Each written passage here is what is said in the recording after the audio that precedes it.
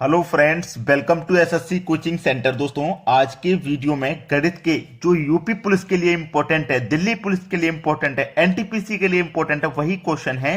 तो पूरा वीडियो देखिएगा। चलिए स्टार्ट करते हैं। पहला सवाल है, एक कार्य को 15 पुरुष 20 दिनों में कर सकते हैं। समझना प्रश्न को। 15 पुरुष 20 दिनों में कर सकते हैं, जबकि उस कार्य को 24 महिलाएं 20 दिनों में कर सकती हैं। यानी कि कार्य 20 दिन में ही होगा, लेकिन 15 पुरुषों के ऊपर क्षमता है कि वो 20 दिन में कर देंगे, और उसी कार्य को 20 दिन में करने के लिए 24 महिलाओं में क्षमता है। ठीक है, चलिए समझिए। 15 पुरुष यानी कि 15 मैन काम को कितने दिन में कर रहे हैं? 20 दिन में। बराबर 24 महिलाएं, महिलाएं मतलब वुमेन, कार्य को कितने दिन में कर रही है? 20 दिन में। काम 20 दिन में ही हो रहा है, लेकिन 15 पुरुष कर रहे हैं 20 दिन में और 24 महिलाएं कर रही है 20 दिन में। काम 20 दिन में हो रहा है ना, ये आपस में बराबर है। फिर कह रहा है कि 10 पुरुष और 8 महिलाएं उस कार्य को कितने दिनों में पूरा करेंगे। यह क्वेश्चन बहुत बार एग्जाम में पूछा जाता है।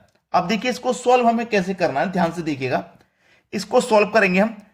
20 से देखिए 20 कट जाएगा। ठीक है, अब मैं इसे कटाऊंगा। 3 पंजे 15 यानी कि 15 मैन, और 3 अट्ठे 24 यानी कि 8 वुमेन।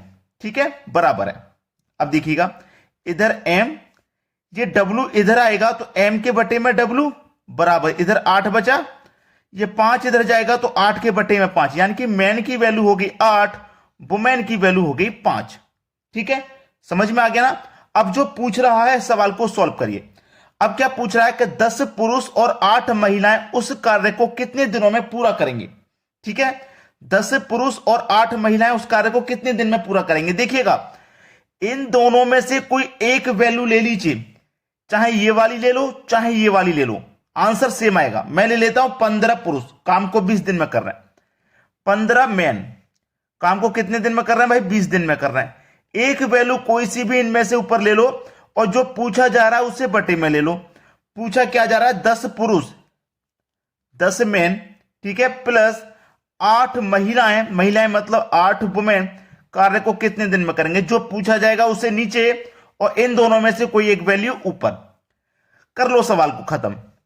15 इंटू एम, एम की वैल्यू 8 है तो 8 ले लो, इंटू 20, ठीक है, बटे में आ जाइए।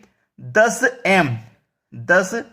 एम की वैल्यू 8 है, प्लस 8 इंटू वुमेन की वैल्यू 5 है, 5 ले लिया। अब इसको सॉल्व करेंगे।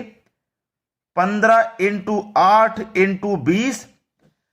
अब देखो, 10 अट्ठे 80, 8 पंजे 40, 80 और 40 को जोड़ेंगे तो ये हो जाएगा 120। ठीक है, यहां तक समझ में आ गया।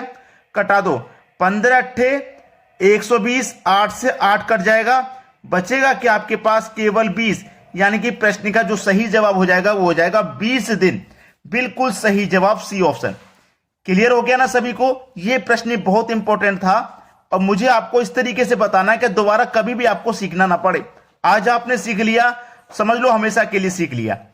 चलिए अब देखते हैं अगला प्रश्न। अगला प्रश्न है, मैंने बिल के 3/5 भाग की अदायगी की है। यदि बिल की 400 रुपए राशि अभी भी देय हो तो बताएं कि बिल की कुल राशि कितनी है।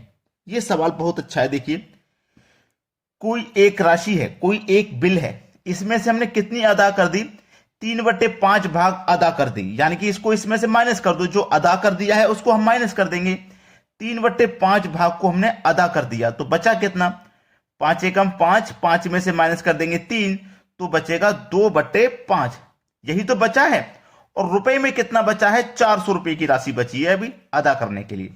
ठीक है, 2/5 बची और रुपए में बची 400, यानी कि 2/5 की वैल्यू 400 के बराबर है। ठीक है, चलिए अब हम क्या करेंगे? 2 से 400 को कटा देंगे, 200 बार में कटेगा, और 5 का मल्टीप्लाई 200 से हो जाएगा, तो ये हो जाएगा 1000।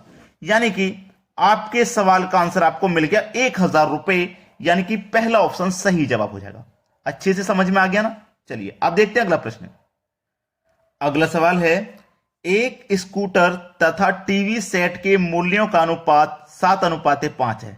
स्कूटर और टीवी, पहले स्कूटर है तो पहले स्कूटर लिखो, बाद में टीवी है तो टीवी लिखो। ठीक है, इनका अनुपात है 7:5। ठीक है, यदि स्कूटर का मूल्य टीवी सेट के मूल्य से 800 रुपए अधिक हो, स्कूटर का जो मूल्य है टीवी के मूल्य से अनुपात में देखो कितना अधिक है, 2 अधिक है। अनुपात में 2 अधिक है ना स्कूटर का टीवी से, और रुपए में कितना अधिक है, 8000 अधिक है। यानी कि अनुपात में 2 अधिक, रुपए में 8000 अधिक, तो 2 अनुपात की वैल्यू 8000 के बराबर हो जाएगी। 2 अनुपात की वैल्यू 8000, तो 1 अनुपात की वैल्यू कितनी, 4000 हो जाएगी। 1 अनुपात की वैल्यू 4000, तो पूछ रहा है टीवी सेट का मूल्य क्या है भाई। 1 अनुपात बराबर 4000, तो 5 अनुपात बराबर कितना हो जाएगा, 4 का मल्टीप्लाई 5 से कर दो, 4 5 20, और 1 2 3 0 ये आ जाएंगे। यानी कि 20,000 रुपया हो जाएगी टीवी सेट का मूल्य का कीमत। पहला ऑप्शन प्रश्न का बिल्कुल सही आंसर। अब देखते हैं अगला सवाल। अगला सवाल है 200 मीटर लंबी एक रेलगाड़ी 72 किलोमीटर पर घंटा की गति से 200 मीटर लंबे प्लेटफॉर्म को पार करने में कितना समय लेगी। समय किसमें पूछ रहा है, सेकंड में, और हमारे पास जो दूरी है वो मीटर में है। तो समय हमारे पास सेकंड में पूछ रहा है, तो ये जो चाल हमारे पास किलोमीटर पर घंटा है इसे हम मीटर पर सेकंड में चेंज करेंगे। ठीक है, 72 किलोमीटर को ये किलोमीटर से मीटर पर सेकंड में चेंज करेंगे, यानी कि छोटी यूनिट में चेंज करेंगे। तो 5/18 से डिवाइड करेंगे, मल्टीप्लाई करेंगे, कटा दो, 18 चौक 72, 4 25 20, यानी कि 20 मीटर प्रति सेकंड हमारी ये चाल हो गई मीटर प्रति सेकंड में चेंज करने के बाद। ठीक है, अब कर लो सवाल को खत्म। क्या पूछ रहा है, कितना समय लगेगा, समय पूछ रहा है ना। तो समय बराबर क्या होता है, समय बराबर होता है दूरी बटे चाल, यही तो होता है समय बराबर। अब देखो दूरी आपके पास कितनी है, 200 मीटर लंबी ट्रेन है और 200 मीटर का प्लेटफॉर्म है। टोटल दूरी आपके पास 400 है, दोनों मिलाकर के 400 है। चाल आपके पास 20 है, कटा दो, 0 से 0 कटा, 2 से 40 कट जाएगा 20 बार में, यानी कि जो समय है वो लगेगा 20 सेकंड का। ये आपके पास बिल्कुल सही जवाब हो जाएगा, डी ऑप्शन। अब देखेंगे अगला सवाल। अगला सवाल है 600 रुपए का 5% वार्षिक ब्याज की दर से 4 वर्ष का साधारण ब्याज क्या हो जाएगा। देखिए, एक तो साधारण ब्याज का जो सिंपल इंटरेस्ट का फॉर्मूला है, अगर आप उससे सॉल्व करेंगे तो आसानी से आ जाएगा, PRT/100। सिंपल इंटरेस्ट यानी कि साधारण ब्याज, P for principal, R for rate, T for time. Simple interest हमको निकालना है। प्रिंसिपल हमारे पास 600 रुपया है, 600 लिख लेंगे। रेट हमारे पास 5% का है, 5 लिख लेंगे। और टाइम हमारे पास 4 वर्ष का है तो 4 लिख लेंगे। और बटे में क्या है, 100। चलिए 2 जीरो से आपके ये 2 जीरो मैंने कटा दिए, 6 चौके 24, 24 चौके 96, कितना हो जाएगा भाई। यहां पे मैंने इसको कटा दिया, 2 जीरो से 2 जीरो। अब इनका मल्टीप्लाई तो हो करना है, तो मैं करूंगा 6 पंजे 30 आएगा, 6 पंजे 30, 30 का मल्टीप्लाई 4 से करेंगे तो 120। हाँ, तो सिंपल इंटरेस्ट कितना हो गया, 120 रुपया हो गया। ये प्रश्न का बिल्कुल सही जवाब। अब देखते हैं अगला प्रश्न। अगला सवाल है, एक धनराशि चक्रवृद्धि ब्याज से 15 वर्षों में 2 गुनी हो जाती है, कितने वर्षों में 8 गुना हो जाएगी।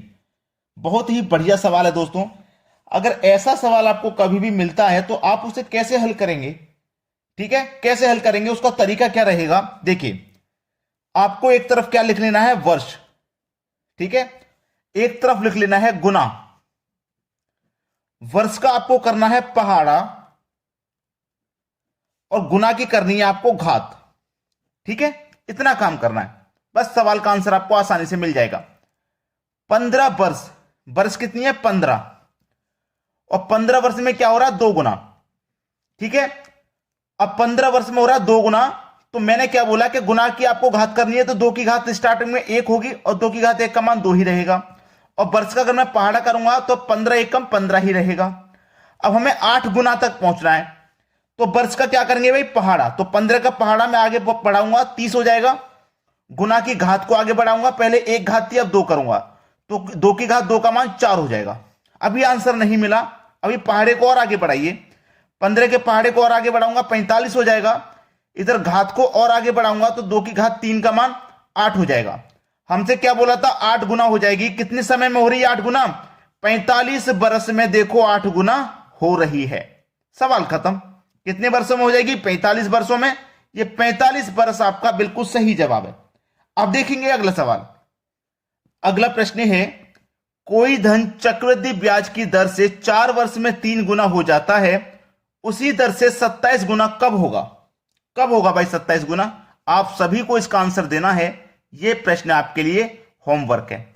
सभी बच्चे दे दोगे क्योंकि बिल्कुल ऐसा ही सवाल मैंने अभी अभी बताया है, तो कोई भी बच्चा ऐसा नहीं रहेगा जो इसका आंसर नहीं देगा। अपना अपना आंसर कमेंट कर दीजिए सबसे पहले। ठीक है दोस्तों, वीडियो देखने के लिए बहुत बहुत धन्यवाद।